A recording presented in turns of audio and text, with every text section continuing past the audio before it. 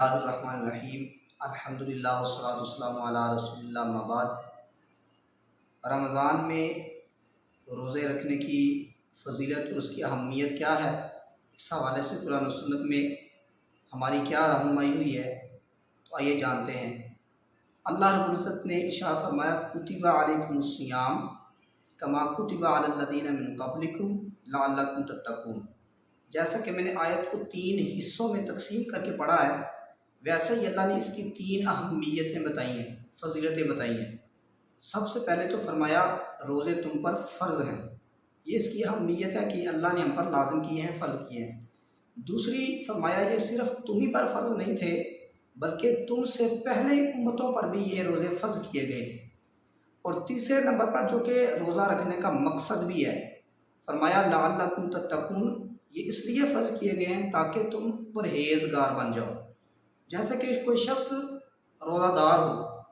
और वो थोड़ी देर के लिए सोचे कि जब रोज़े की हालत में मुझ पर हलाल चीज़ें भी मना कर दी गई हैं, जैसे कि खाना पीना मुबाह है, हलाल है, लेकिन रोज़े की हालत में उस पर ये हलाल चीज़ें भी मना कर दी जाती हैं, तो वो बंदा जो वैसे ही हराम है उनसे तो बदरजा औला बचेगा, एहतियात करेगा। और हदीस पाक में रसूल कायनात सल्लल्लाहु अलैहि वसल्लम, बुखारी के हदीस पाक,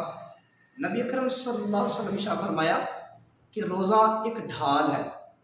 आड़ है, यानी जहन्नम के दरमियान रोज़ेदार के लिए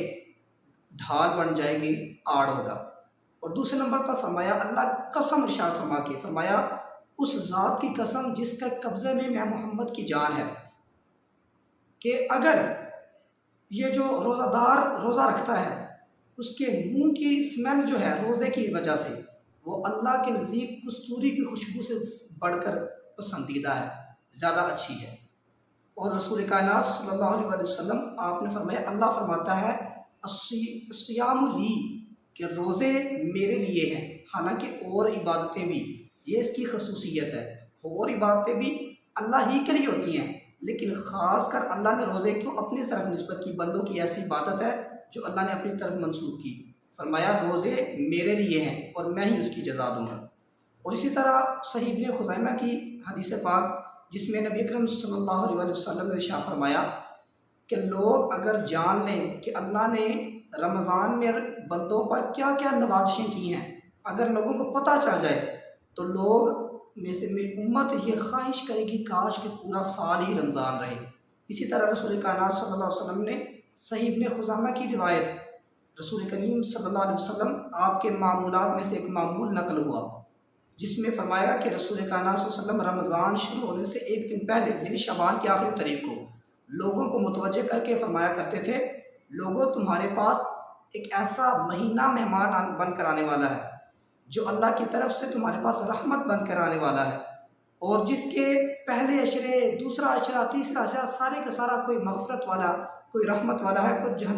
जहन्नम से आज़ादी वाला है। हत्ता कि रसूल करीम सल्लल्लाहु अलैहि वसल्लम शाह फरमाया कि रोज़े में किया जाने वाले नफल का सवाब आम दिनों में फ़र्ज़ की सवाब के बराबर होगा, और इसमें अदा किए जाने वाला फ़र्ज़ आम दिनों में 70 फ़र्ज़ों के बराबर सवाब हासिल होगा। और इसी तरह नबी करीम सल्लल्लाहु अलैहि वसल्लम फरमाया, जो शख्स किसी का रोज़ा इफ्तार करवाए, तो लोगों ने अर्ज़ की या रसूलल्लाह सल्लल्लाहु अलैहि वसल्लम इसकी फजीलत बतलाई। अर्ज़ की या रसूलल्लाह, हम में से हर एक की ये ताकत नहीं है कि वो किसी की रोज़ा इफ्तार करवा सके। नबी करीम सल्लल्लाहु अलैहि वसल्लम ने फरमाया, एक खजूर ही के ज़रिए, या एक पानी पिलाने के ज़रिए, या एक घूंट दूध पिलाने के ज़रिए जो किस शख्स को ऐसी नेकी करेगा, रोज़ा इफ्तार करवाएगा, अल्लाह रब्बुल इज़्ज़त उसे अपने हौज़ से